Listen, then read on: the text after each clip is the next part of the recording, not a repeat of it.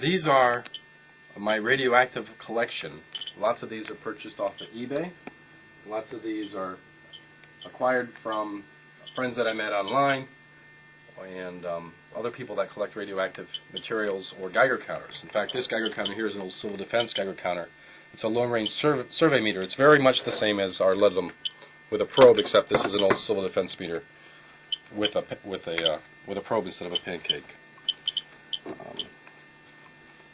Not all radioactive materials are regulated by the government. In fact, the items on the table here are perfectly legal to own. Not that I would sleep with them under my pillow or take them inside my house and store them in my basement, because the uranium ore that I have here will give off radon gas. But it's kind of fun for me to have so that I can train employees.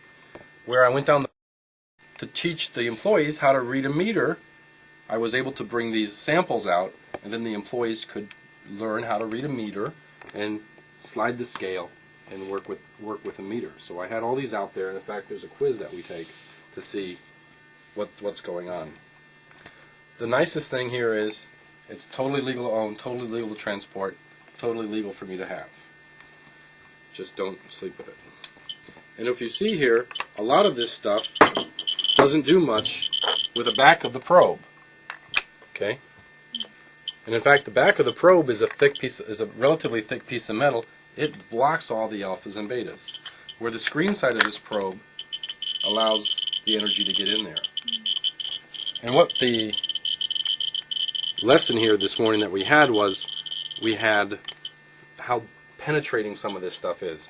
So what we see here is that this stuff really isn't that hot until you put it on the screen side, and then it goes crazy.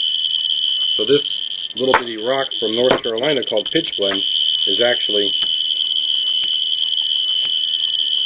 screen side times 100,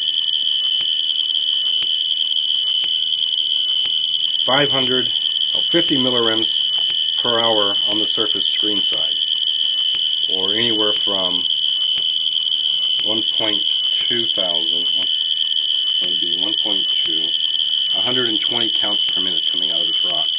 What that means is that little rock there has at least 120,000 disintegrations per minute occurring on that little bitty rock. It's amazing how little it takes to make such a big bang. But you have to think on the subatomic level. This stuff is just screaming on the atomic level. So that little rock is the hottest rock that I have in the collection.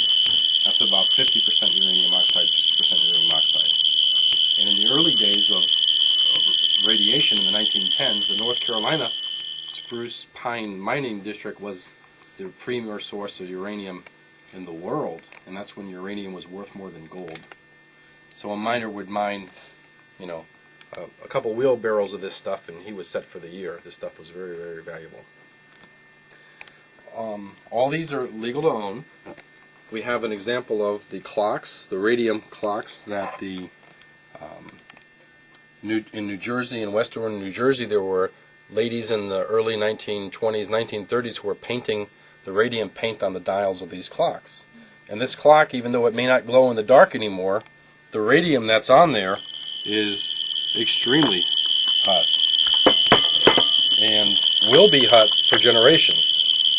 This is radium with a 1600-year half-life. So in 1600 years, half of it will be gone. Another 1600 years, it'll be down to a quarter. Another 1600 years, it'll be down to well, it's screaming. So you see that this clock is pretty hot. And again, though, the back of the probe doesn't get a lot. It doesn't have gammas. It's got a lot of alphas and betas. Lots of betas and some alphas. The alphas don't even make it through the glass. So primarily this is a beta emitter coming out of this clock. And betas are bad. Betas are relatively large, and they do penetrate your skin a little bit and cause some damage to shallow. But I wouldn't want to eat any of this or get the dust from this rock in my cereal, because if you internalize uranium ore, it's going to collect in your bones and be there for millions of years. So once you get this stuff ingested and it deposits in your lung tissue or your bones, it sticks around for a while. And in fact, this one here is a screamer, the Audinite. That's from Washington State, where some of these aren't that bad. And some of these are a little bit more. And this is a piece of sandstone. This is what they're mining now, is this sandstone from Utah. This is bomb grade. This is bomb grade uranium right here. Bomb grade. Well, it's easy to process, and they're easy to separate the uranium that they want out of that thing. And the only way to notice a piece of uranium is just by a Geiger counter and not necessarily by its physical appearance.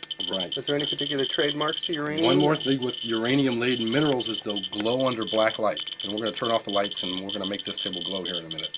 This has not a lot of counts on it, but it's beautiful under black light. This is actually mud that's been solidified into rock. It's an opal. Also, a lot of fossils, dinosaur bones, and petrified wood will have uranium deposits in there from when they were fossilized. I don't have any good bones right now.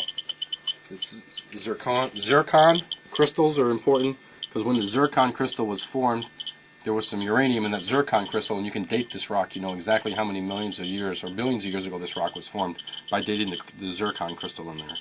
So some of these minerals are kind of fun. So zircon is also used in jewelry. And this is an example of just the tourist trade. This rock in the front of this ashtray is said to be a uranium ore. And I get a couple chirps out of it, but it doesn't do much. And this is sold by the old post trading, the covered wagon trading post in Albuquerque, which is where I used to shop and get all my Indian jewelry. And it's a tourist trap memento with a little piece of uranium on the side, on the front. And how hot's that show at the Geiger counter? This thing doesn't do much. Doesn't do much. And again, remember we were talking about time, distance, and shielding. Remember how hot that rock was here. But for every 2 inches away I get, it reduces it by 4. So the distance, the further away you get, this stuff goes down to nothing. So if you wear it as earring jewelry, it's going to blow your head away. If you sleep with it on your pillow, it might harm you. If you grind this stuff up and eat it, it might harm you. Anyone's welcome to grab a marble, take it home, hand it to your wife, and say, here, you're now holding uranium. Because this marble, in fact, has a couple of peeps out of it. And the green color in the glass was achieved by putting uranium oxide in the molten glass to get what's called depression glass or Vaseline glass. And it's a little radioactive, but it doesn't do much. With the marble, you can take a marble home if you want. And this owl is also uranium glass. This one here makes it click a little bit better. That's the hottest piece of glass I got, is this little owl. And Boyd Glass is a collectible glass manufacturer. They're still making uranium glass, Boyd Glass pieces. Really? Mm-hmm. And nobody's worried about that? They don't I don't know how they're provide doing them it. with shielding and... Yeah. The yellow in the plate is also uranium glaze. The yellow seems to just give the plate the antique look, but that yellow glaze on the very surface is got a lot of uranium in the yellow glaze. How old a plate is that, for instance?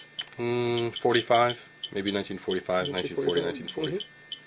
Could have been in the 30s. This Fiesta ware was made until 1960 with this orange color, and the Fiesta ware, this cup's extremely hot. And in fact, the orange color in the glaze of the pottery is what the uranium oxide is, and it just provided a nice folk artish type of color to use in the pottery glazes.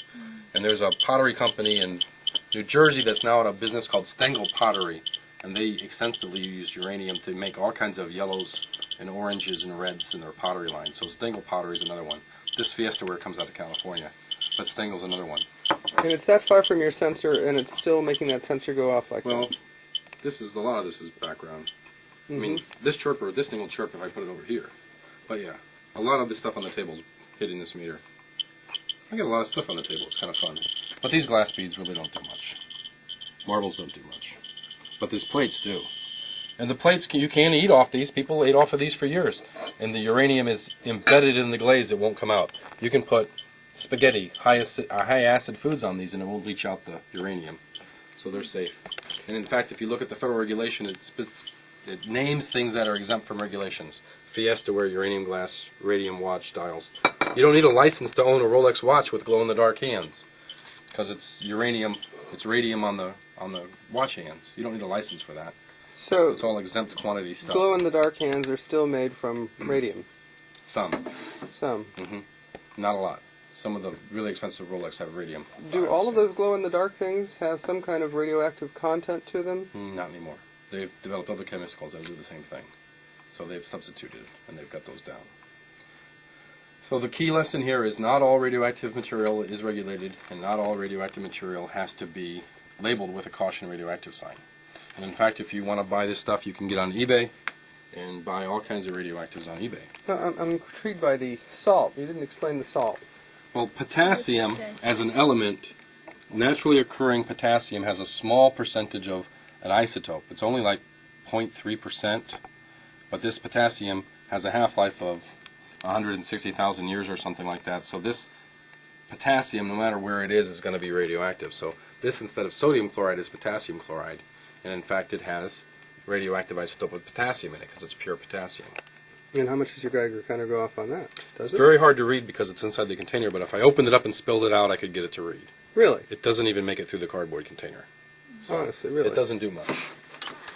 And phosphates, like fertilizers, phosphates, see, nothing. But if you poured a little in your hand, it would go off. Yeah, if I poured it on the screen, it would probably knock it out. If I poured it on the screen, it would probably move. So nothing on this because it's inside the container. And again, it's alphas and betas. It's not even making it through this container. So the lesson here is, what do we have here? What's the primary type of energy shooting out of all this stuff, alpha, beta, or gamma? And what you can tell, and we can use this in the lab too when we want to figure out what type of spill it is. If it registers on the solid side, it's gammas. Or if it registers on this side, it's gamma. If it registers on the screen side, it's either beta or alphas. And in fact, the alphas hardly even make it through the mylar sheet that's here.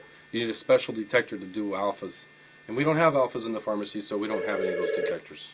Rare earth elements in it, like neodymiums and vanadiums and all these things way up on the periodic table. That little piece of rock is full of rare earth elements, which makes it hard to process to get the uranium you want. Where this sandstone's just got uranium in it, it's easy to process. You don't have a lot of contaminants in the process. This has more uranium in it per volume, 60% uranium oxide, but it's hard to get processed to bomb grade. This is only 5% uranium, but it's sandstone and it's easy to crush up and process and leach out and get the uranium out of it that you need. All these items are given off alpha and beta rays. Okay. Yeah, and basically, gammas, there's no gammas. Because this little rock does have some gamma component. And it's not uranium that's giving off gamma. So with that side of the sensor, This side of the sensor, oh, this rock can scream a little bit. Well, this rock is my pride and joy. but this side of the sensor is for gamma radiation. Gamma, right. So we're basically looking at gammas here. And this top side is for alphas and betas. Yeah, especially without the plastic on it.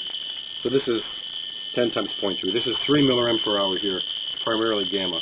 But then again, every 2 inches you go away, it reduces by 4. Every 2 inches you go away, it reduces by 4.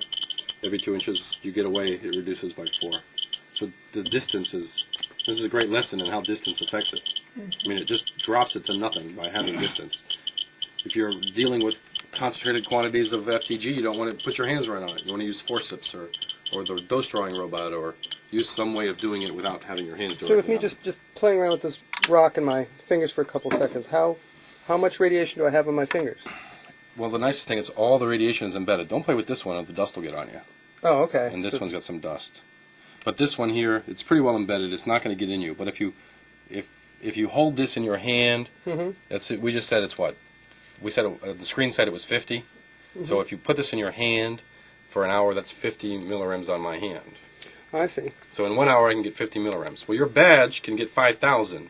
You'd have to put this rock on that badge For so long. for 100 hours to get the 5,000. Oh, I gotcha. Okay? But now if you put your sensor on your hand there from holding it, how much would it light up?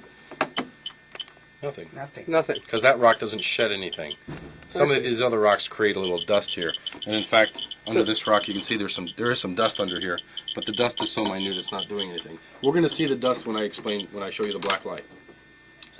The black light's on. Might have a few radioactives in his rock collection, just as part of his collection. Because this is very attractive to especially a black light rock collector.